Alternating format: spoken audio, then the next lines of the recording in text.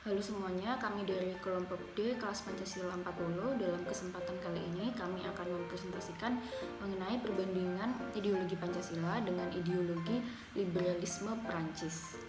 Saya Safani Sasabila Sulhi akan menjelaskan latar belakang liberalisme di Perancis. Menurut Listiani, lahirnya liberalisme pertama kalinya dikobarkan oleh kaum borjuis yang sebagai reaksi protes terhadap kepincangan yang telah berakar lama di Perancis. Hal ini menunjukkan bahwa lahirnya paham liberalisme di Prancis ini tidak terlepas dari revolusi Prancis yang merubah seluruh aspek kehidupan di Prancis secara besar-besaran dan mendasar. Masyarakat Prancis yang pada saat itu terbagi menjadi 3 golongan menunjukkan bahwa adanya ketidakadilan dalam hal distribusi hak dan kewajiban antara masyarakat Prancis sehingga menimbulkan banyak ketimpangan. Hal inilah yang mendorong munculnya paham liberalisme yang menghendaki kebebasan dalam segala bidang.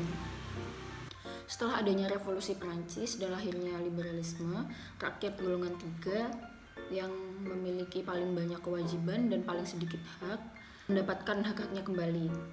Selain itu, dengan diumumkannya pengakuan hak asasi manusia dan warga negara serta dibentuknya Undang-Undang Kebebasan Rakyat Prancis telah terjamin secara sah dan kuat di dalam konstitusi negara. Selanjutnya akan dilanjutkan oleh rekan saya, Eva Andani. Selanjutnya, penerapan ideologi liberalisme di bidang politik. Di Perancis, setiap individu memiliki hak untuk mengelompokkan diri atau berorganisasi yang dapat dibedakan menurut wilayah aktivitasnya, seperti organisasi kemasyarakatan, keagamaan, kepemudaan, serta organisasi politik. Dalam organisasi politik, adanya partai politik untuk menjembatani antara pemerintah dan rakyat. Ideologi liberalisme Perancis memerlukan adanya partai politik. Di bidang hukum, Perancis menggunakan sistem hukum sipil yang berarti hukum berasal dari peraturan tertulis. Dalam perjanjian dengan prinsip deklarasi HAM dan warga negara, hukum hanya melarang aksi yang merugikan masyarakat. Kemudian, di bidang agama, Perancis adalah sebuah negara sekuler karena kebebasan beragama adalah hak konstitusional. Sejak 1905, pemerintah Perancis secara legal menolak pengakuan agama apapun, tetapi Perancis mengakui organisasi religius sesuai kriteria hukum formal yang tidak menggunakan doktrin keagamaan. Kemudian, di bidang sosial budaya, Perancis memiliki pandangan individualisme yang tinggi. Mereka menghargai pada kebebasan serta tanggung jawab individu dan berpandangan bahwa segala sesuatu harus diperjuangkan sendiri dan harus melakukan segala pekerjaannya dengan sungguh-sungguh sebagai perwujudan dari perjuangan individualismenya. Perkenalkan, nama saya Muhammad Diandra Putra dengan NIM 19 Ini saya akan menjelaskan tentang perbedaan antara Pancasila dan liberalisme. Liberalisme sendiri adalah paham yang lahir karena ketidakadilan terhadap hak kaum borjuis di Prancis pada revolusi Prancis. Dan dia juga memiliki demokrasi liberal, itu adalah sistem politik yang menganut kebebasan individu.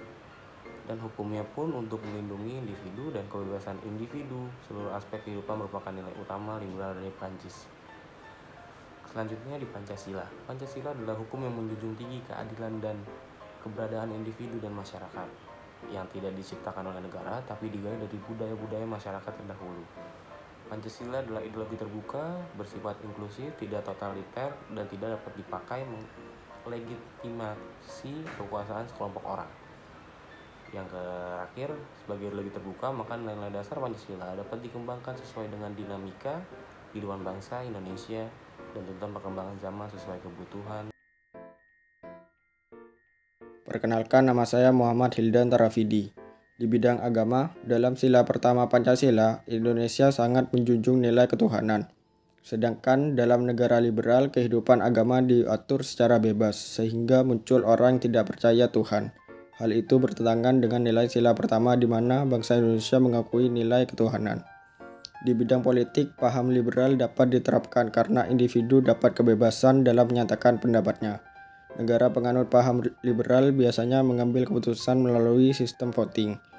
Dalam paham liberal, aspek ekonomi adalah bidang yang dikembangkan secara bebas. sehingga pemerintah tidak diperbolehkan ikut campur. Berbeda dengan pemerintah Indonesia karena masih ikut andil. Jadi ideologi liberal kurang cocok diterapkan di Indonesia. Perkenalkan, nama saya Altafus Ramadhani dari Grup D. Di sini saya akan membacakan kesimpulan ideologi yang terbaik bagi Indonesia. Pancasila merupakan pilihan yang terbaik bagi bangsa Indonesia karena bisa mengatasi keberagaman dalam masyarakat Indonesia dengan sifat tetap toleran terhadap banyaknya perbedaan yang ada. Pancasila sebagai dasar negara tidak menghapus perbedaan, tetapi bisa merangkum semua menjadi satu semboyan empiris khas Indonesia yang dinyatakan dalam Bhinneka Tunggal Ika. Bhinneka Tunggal Ika berasal dari bahasa Jawa kuno yang artinya adalah berbeda-beda tetapi tetap satu tujuan. Pancasila sebagai ideologi bangsa Indonesia memiliki berbagai perbedaan dengan sistem ideologi komunis dan liberal. Pancasila mengakui dan melindungi baik hak individu maupun masyarakat, baik dari bidang ekonomi maupun di bidang politik. Dengan demikian, ideologi Pancasila mengakui secara selaras baik kolektif maupun individualisme. Pancasila sebagai ideologi negara dapat diartikan sebagai suatu pemikiran yang memuat pandangan dasar dan cita-cita negara Indonesia yang bersumber dari kebudayaan Indonesia. Pancasila sebagai ideologi negara serta perpaduan dalam pelaksanaan ketatanegaraan. Demikian presentasi dari kelompok kami. Terima kasih.